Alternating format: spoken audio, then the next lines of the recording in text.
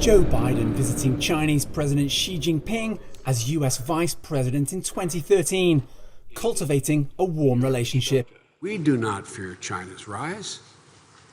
We want to see China rise. The Obama administration's relationship with China was checkered, but it sunk to a new low under President Trump over trade and allegations about the origin of COVID-19 in China. And while the coronavirus has polarized Americans even more, for once, Democrats and Republicans have plenty in common when it comes to trade with China. Biden is considered less confrontational. I sought this office to restore the soul of America. But take a look at his economic program, and some of the language resembles Trump's, especially claims about alleged Chinese trade abuses that triggered the president's tariffs on hundreds of billions of dollars worth of Chinese imports. Manufacturing is the backbone of America. And like Trump, Biden has a Made in America program to make the country more self-sufficient, with the kind of state support that can breach global free trade laws.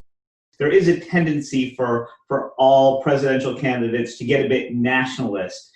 So you'll hear the same or similar nationalist rhetoric from all of the candidates over time. Others think Biden's commitment to multilateral institutions and agreements will be positive for US-China trade.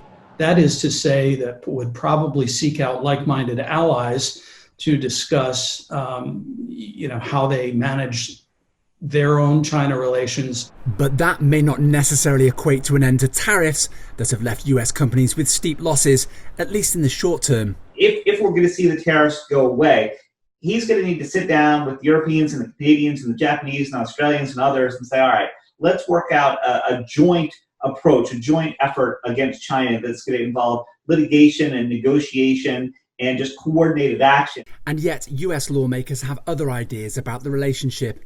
A new bipartisan congressional report is calling for greater scrutiny of trade with China after Trump banned US companies from investing in Chinese firms collaborating with the country's military.